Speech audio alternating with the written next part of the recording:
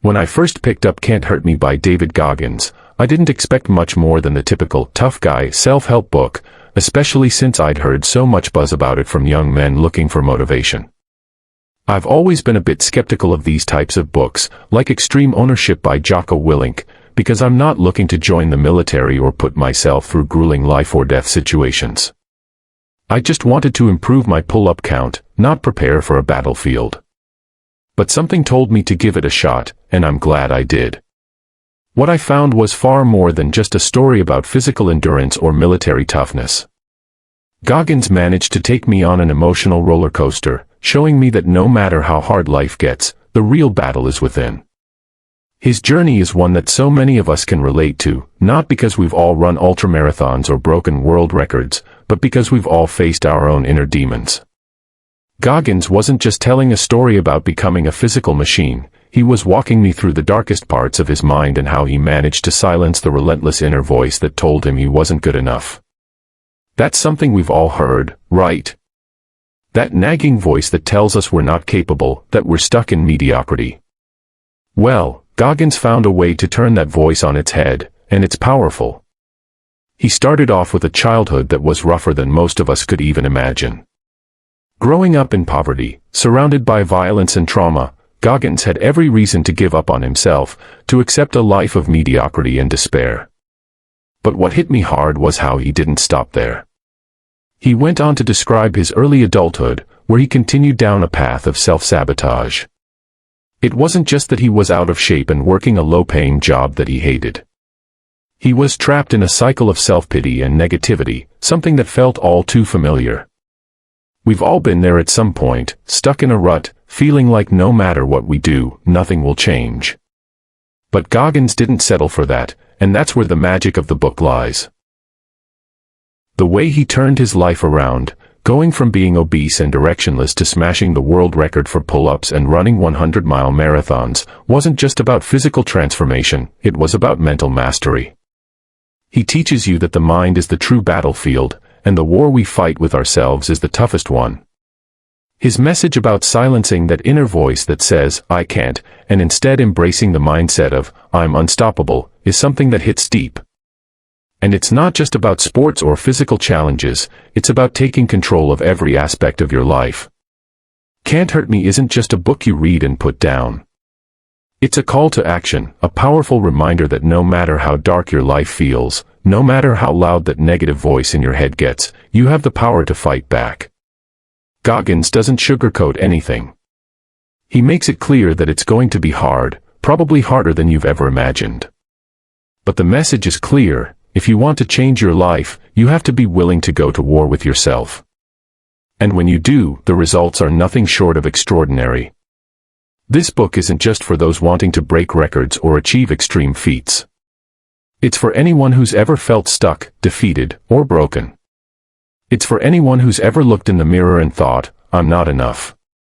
Goggins shows you that not only are you enough, but you're capable of so much more than you ever thought possible. If you're ready to face your inner dialogue, if you're ready to fight for a better life, Can't Hurt Me will show you exactly how to do it. It's raw, it's real, and it'll make you believe that no matter what life throws at you, you truly can't be hurt. David Goggins' story is one that grips you right from the start. He wasn't just dealt a bad hand, he was thrown into a life of unimaginable hardship.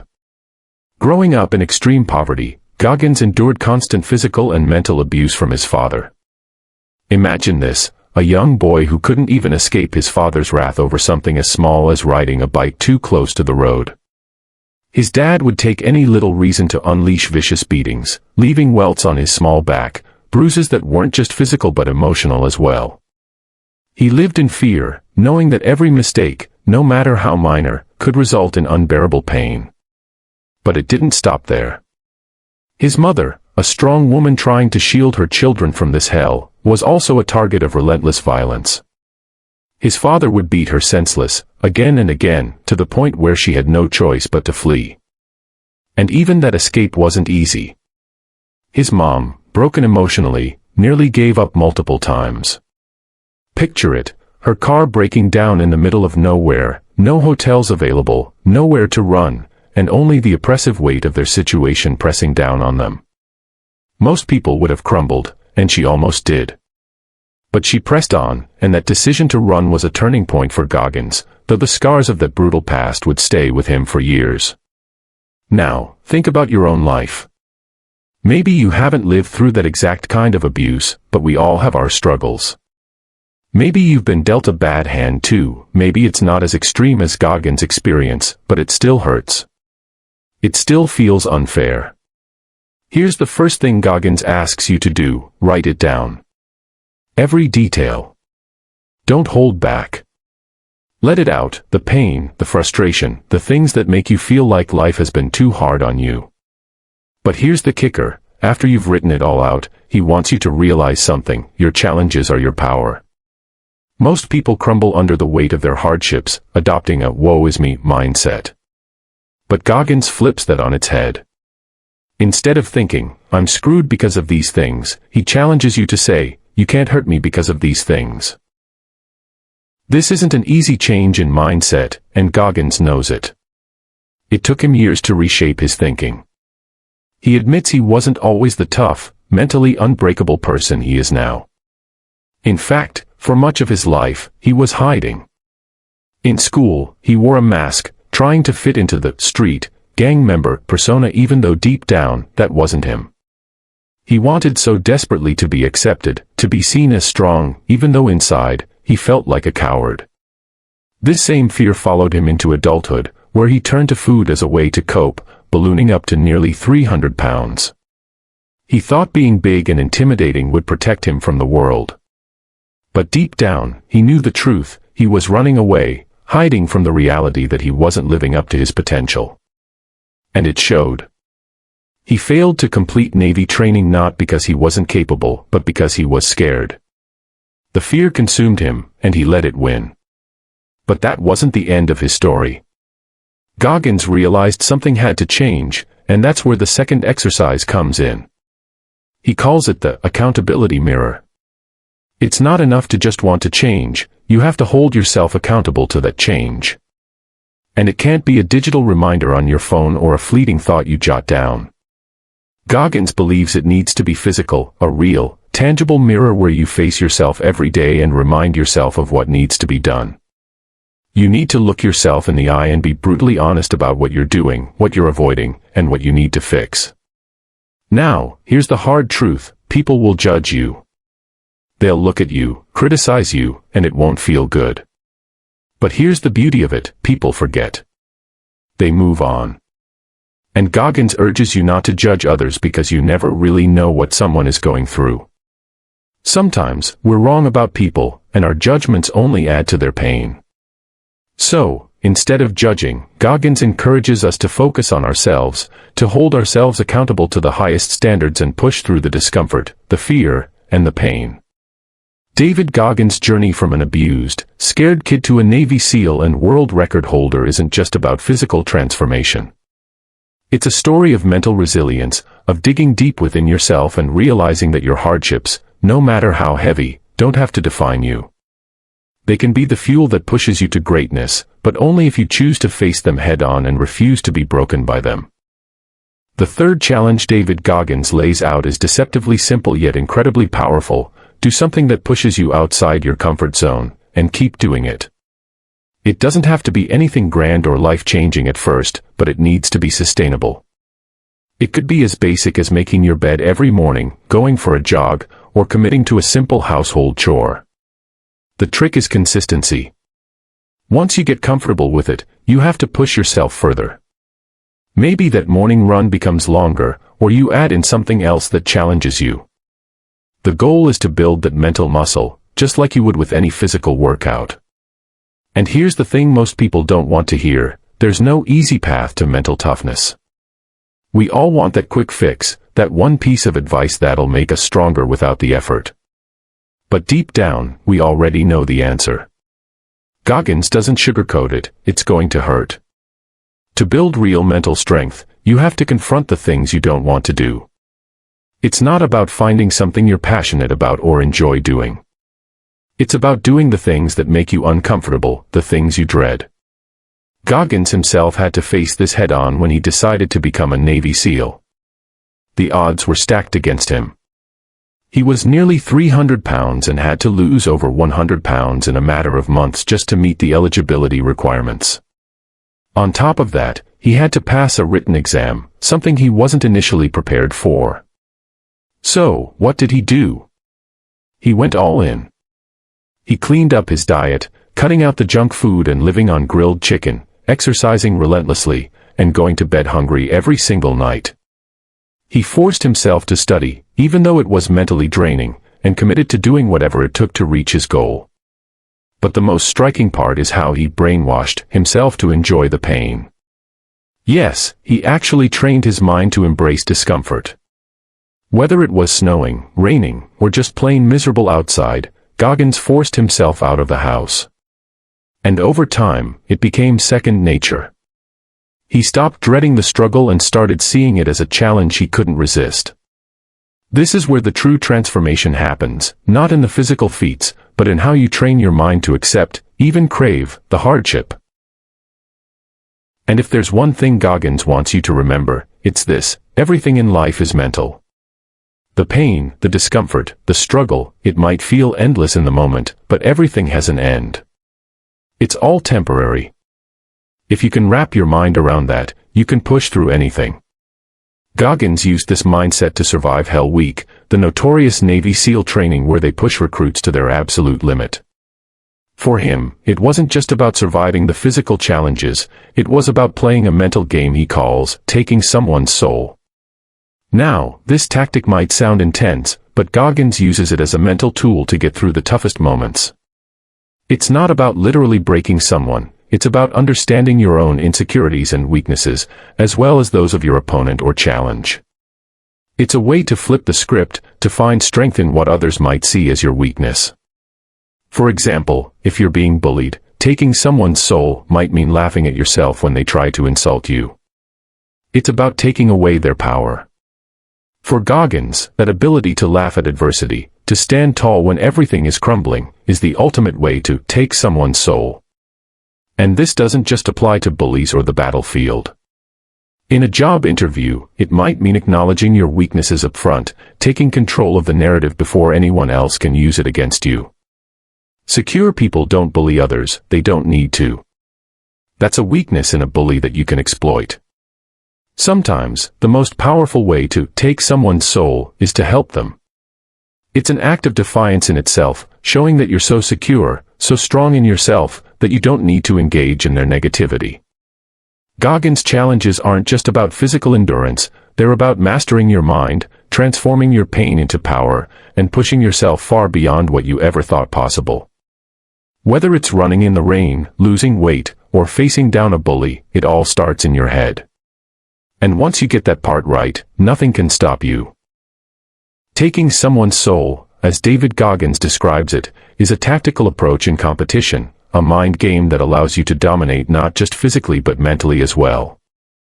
During Hell Week, one of the most grueling Navy SEAL training phases, Goggins used this method to stop the instructors from tormenting his crew. To fully understand this, you need to grasp the human psyche. Goggins realized that these instructors were comfortable, sipping their coffee while watching the recruits suffer. They weren't thinking about the pain or endurance of the crew, they were simply going through the motions. But Goggins knew something deeper. Everyone, even those instructors, has their demons. So, he decided to take up real estate in their minds. He motivated his crew to give their absolute best, to keep pushing forward with energy and enthusiasm, especially when things were at their worst. Picture this: Goggins and his crew, heads held high, energetically carrying a heavy boat over their heads while the instructors expected them to break. The sheer disbelief on the instructors' faces fueled Goggins and his team even more. It rattled them.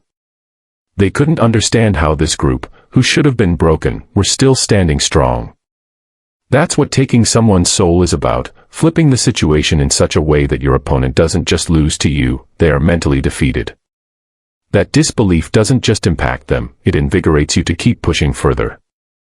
And this tactic isn't just reserved for military training, it's something you can apply to everyday competitive environments, whether it's at work, in sports, or during a marathon. The key is finding that extra mental edge. Sometimes, all you need is to last 1 second longer than your competitor, to endure just a little bit more than they can handle. That's the moment you've won. In that second, you've broken them. It's not about grand victories, it's about small, precise moments where you can push beyond what they expect. All the pain, whether physical or emotional, will eventually pass. It's finite. It will end. But what Goggins discovered is that the minute you shift your focus away from yourself and start thinking about how you can help others, everything changes. During Hell Week, instead of focusing on his pain, Goggins fixated on how to lead his boat crew through the suffering. He refused to show any sign of weakness because they were relying on him.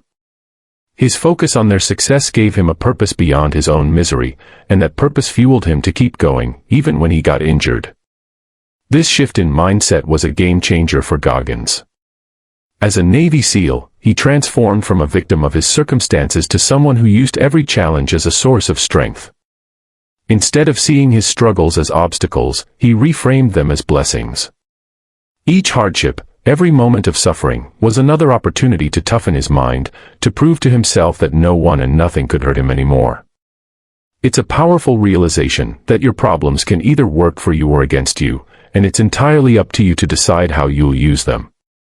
Goggins chose to make his struggles the foundation of his strength. And in doing so, he became unbreakable. Negativity, doubt, and bad thoughts are like chains that weigh you down, holding you back from ever reaching the mindset of a true winner. These toxic thoughts creep into your mind and whisper lies that make you believe you're not capable, that you can't push any further. But Goggins knew better. He discovered that even in your darkest moments, you can activate a second wind of energy. This second wind isn't just some magic reserve of strength, it's your sympathetic nervous system kicking into gear. And to unlock it, you need to flip the script. You need to start seeing your challenges not as obstacles but as your greatest strengths. However, there's a catch: negative thoughts will block this activation. They act like a wall that stops you from accessing the deeper part of yourself. For Goggins, it was his decision to view every hardship in his life as fuel, as proof of his strength. He believed that while others who lived easy lives had weak minds, his battles had forged him into something unbreakable. But don't get it twisted, Goggins is human, just like you and me. Even with all his mental toughness, he still had days when he would slip. There were times when he'd miss a workout, fail to push himself as hard as he knew he should. But here's the difference: it ate at him. It gnawed away at him like an itch he couldn't scratch. Missing even one workout felt like a betrayal of everything he stood for. And he wouldn't let it slide. He'd turn the car around, drive back to the gym, and do double the sets he had skipped. For Goggins, it wasn't about punishing himself, it was about maintaining the standard he had set for his own life. He had trained his mind to the point where not working out didn't just feel like a loss, it felt unbearable. He got to a level where if he let himself off the hook, it would torment him for the rest of the night. And that's what it takes to succeed. You have to reach the point where not pushing yourself feels worse than the pain of actually doing it. That's the winner's mindset. But even with that mindset, life will still throw curveballs. Goggins faced one of the biggest during Navy SEAL training. After surviving Hell Week, the most brutal part of the training, his body began to break down. One of his knees swelled up to the point where he could barely move. Goggins, being the relentless warrior he was, tried to push through. He popped pain pills like candy, hoping to mask the agony long enough to keep going. But eventually, the injury was too much, and he had to report to the medical wing. It was a blow, and he wasn't sure what would happen next. Would this be the end of his SEAL journey? Would he be sent home after coming this far? The reality was even tougher: Goggins would have to start all over again. He would have to endure Hell Week for a second time. Most people would have quit right there, already beaten down by the thought of facing such a brutal experience again. But not Goggins. He knew that his greatest strength wasn't in his body, it was in his mind. The injury didn't end his journey. Instead, it became one more battle for him to conquer. And that's what makes his story so remarkable. It's not just about physical toughness, it's about mental resilience and the refusal to let life's toughest blows define you. David learned a hard lesson when he tried to ignore his demons from the past. You can build physical toughness, push your body to the limit, and endure unimaginable pain, but if you don't confront the emotional scars and trauma, they'll eventually surface when life gets hard. He found this out after making it through Navy SEAL Hell Week, only to face a personal crisis. His ex-wife, whom he no longer loved, informed him that she was pregnant. On top of that, he was drowning in $30,000 of credit card debt. Just when he thought he had made progress in his life, the weight of unresolved issues came crashing down. He entered another hell week soon after and encountered someone who reminded him of himself. This man, much like David, had his own past demons and had turned himself into an elite athlete. He talked big, always bragging and trash-talking others. At first, he dominated the tests with his superior athleticism, but David knew that talk wouldn't get him through Hell Week. What mattered was teamwork and mental resilience, and no one wanted to work with someone who tore others down. Eventually, the man's unaddressed insecurities started to crack through, especially during the moments when they had to lift the boat as a team. Being short, he felt inadequate and started falling apart. His athletic prowess crumbled, and he found himself complaining about phantom injuries, claiming his feet were fractured even though they weren't. He let his demons win, mentally breaking down and giving up. David, on the other hand, pushed through. But it wasn't without witnessing tragedy. On the last day of Hell Week, in relentless rain, one of his fellow recruits died from pneumonia, a stark reminder that even the strongest can fall. David emphasizes the importance of strategic visualization, a tool that helps prepare your mind for upcoming challenges. But he warns, you can't visualize lies. You have to do the work. When you face the hardest moments, you must be able to answer, why are you doing this?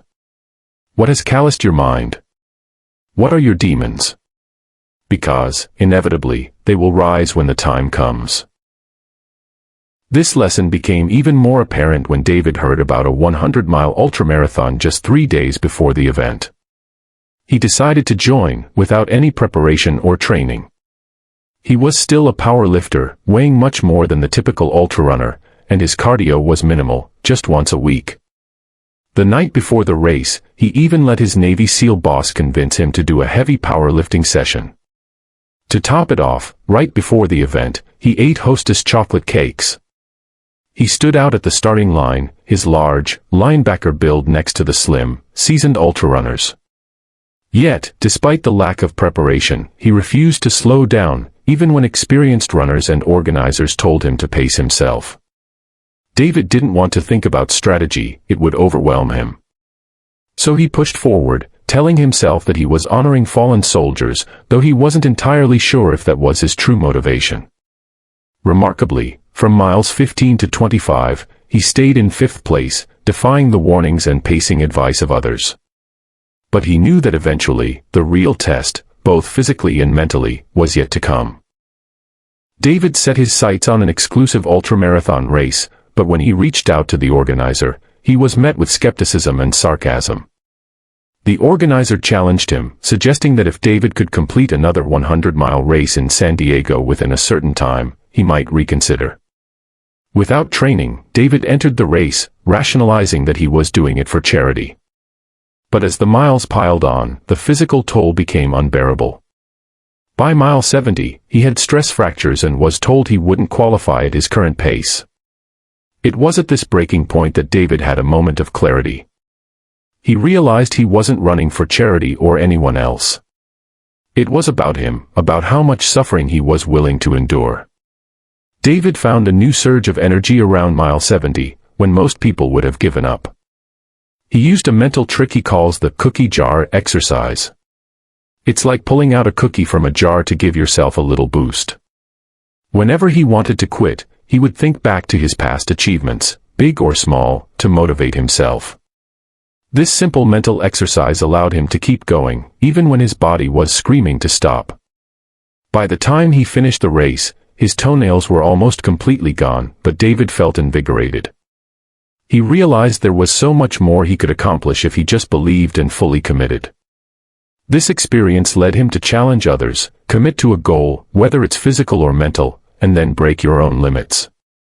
Whether it's doing more pull-ups or reading more books per month, you'll be surprised at what you can achieve when you push beyond your comfort zone.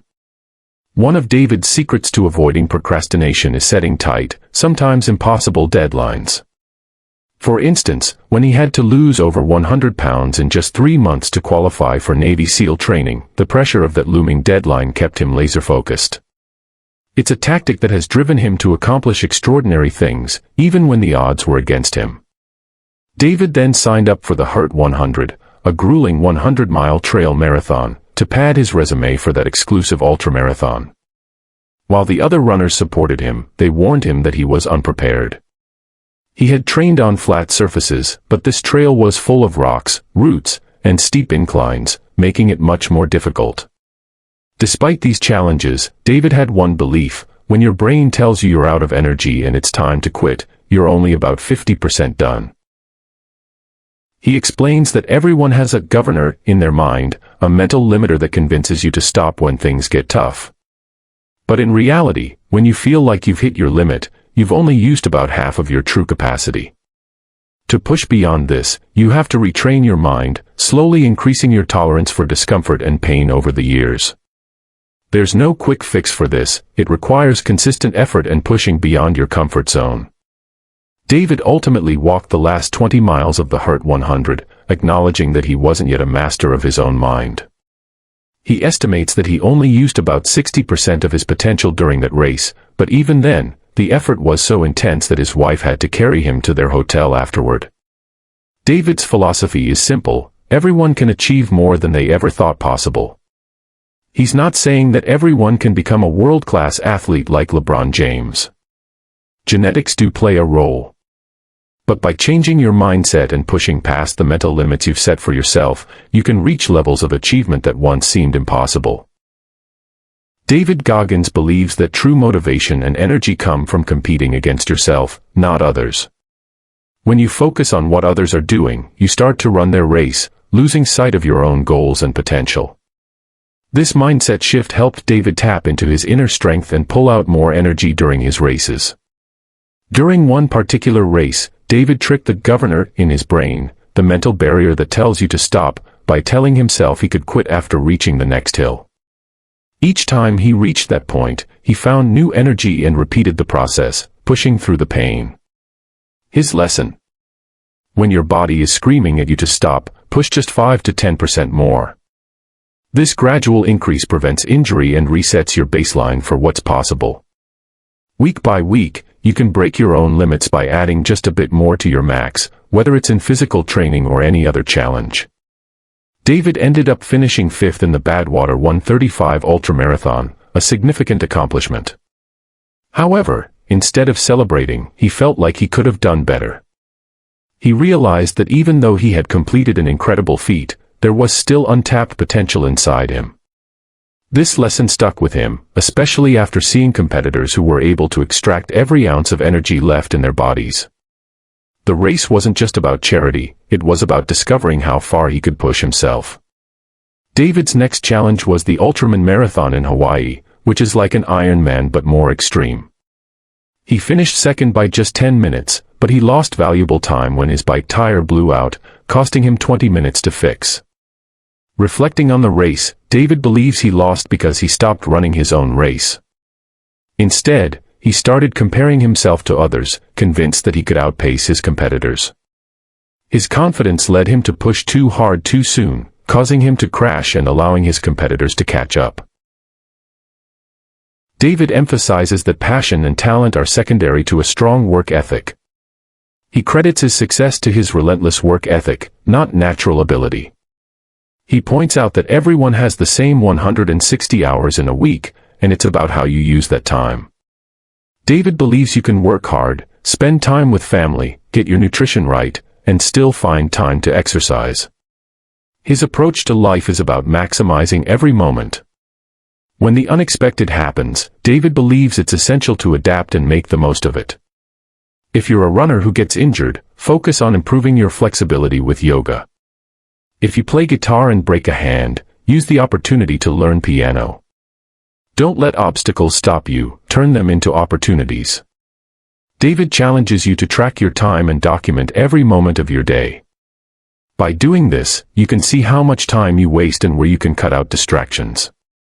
He says most people waste about 45 hours a week, which could be used to achieve more. The key to improvement is to stop multitasking and focus on one thing at a time. Whether you're working or resting, be present and avoid distractions like social media. By the third week of this exercise, you'll have a clear view of where you spend your time, and you can create a routine that builds solid habits. In a significant turn of events, David discovered he had a heart defect that required multiple surgeries.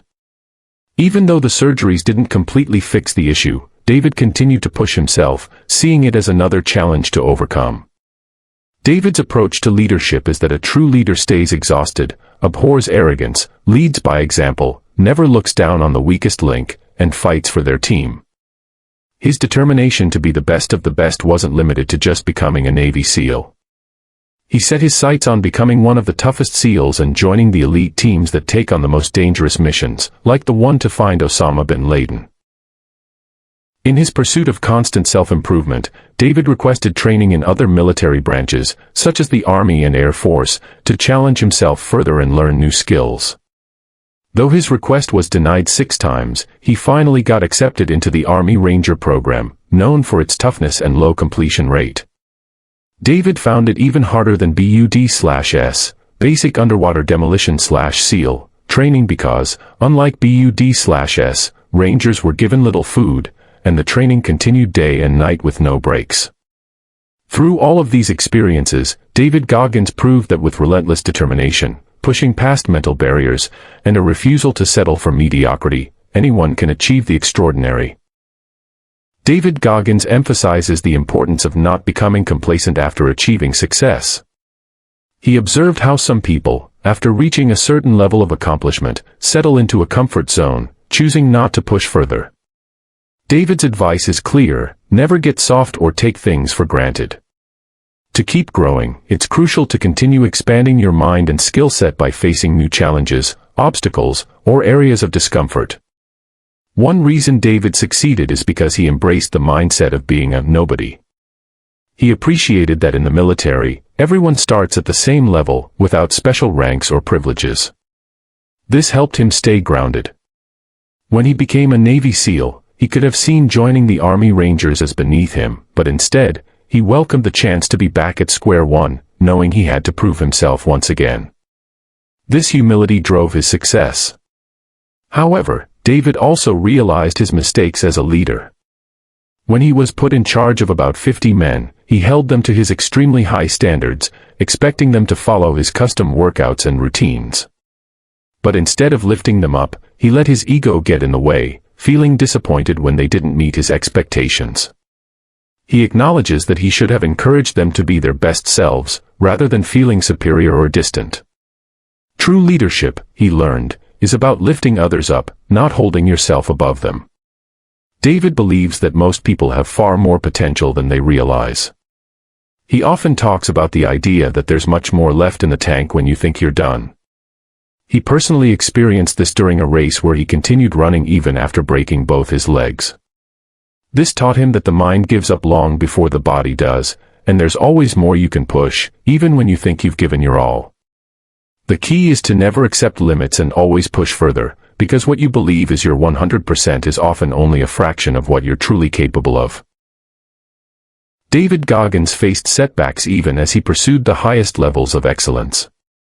When he made it to the final selection process for the elite Delta Force, he was confident in his skills but didn't make the cut. He suspected that the interview process, which emphasized his ability to fit in with the fraternity-like culture, was a factor.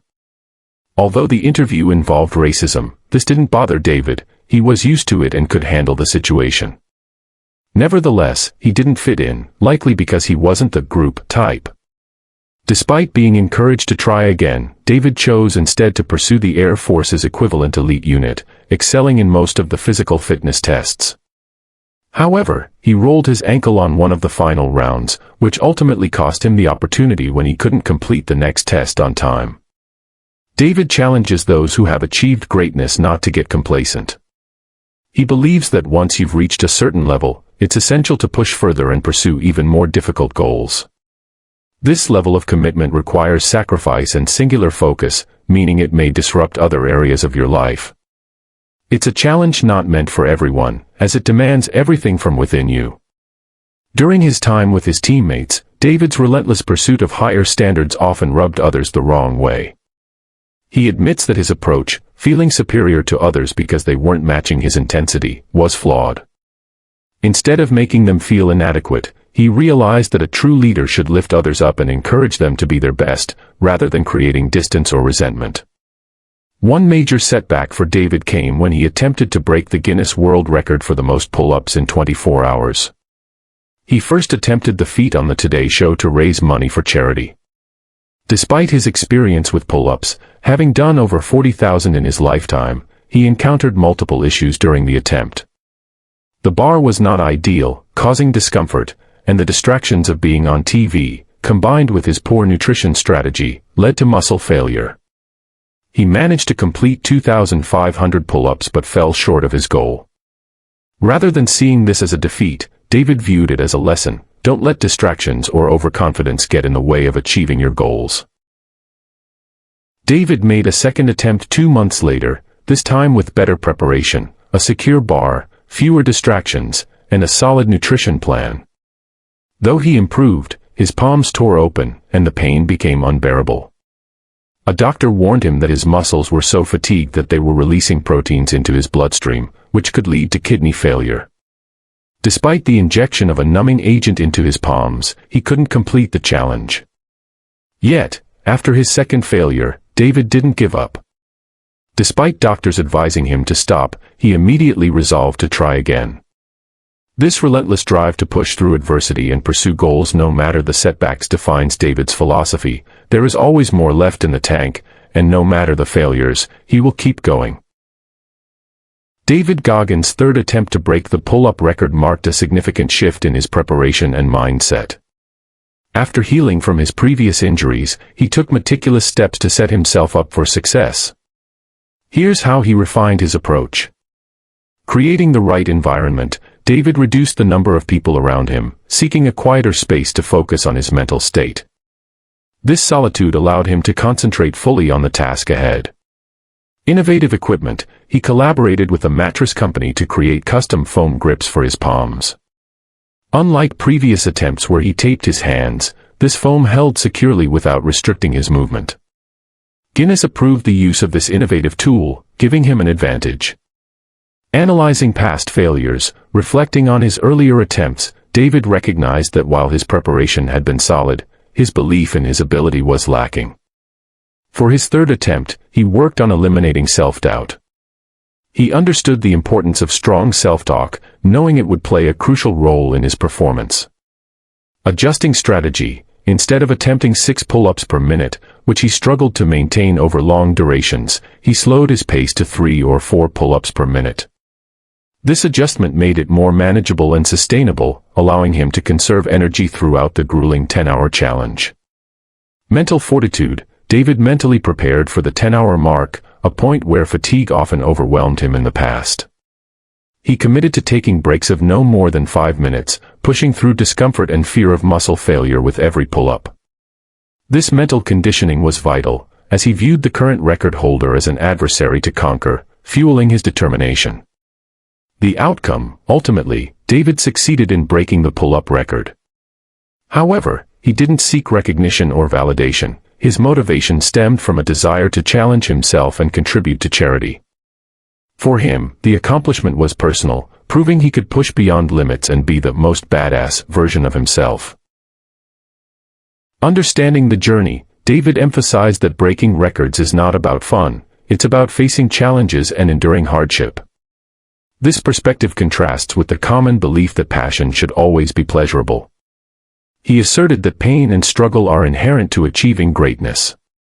Adopting a growth mindset, he stressed the importance of moving away from an entitled mindset. Achievements must be earned through effort and perseverance. Instead of dwelling on failures, David encouraged seeing them as valuable lessons that contribute to personal growth. Self-reflection and accountability. He suggested journaling about recent failures, reflecting deeply on what went wrong in preparation and execution. Writing by hand fosters a connection with your emotions, allowing for deeper insights. He encouraged scheduling the next attempt quickly to maintain momentum and apply lessons learned. David's journey exemplifies that success often requires resilience, rigorous self-assessment, and the willingness to confront discomfort head-on. Embracing failures and using them as stepping stones toward future endeavors can lead to remarkable achievements.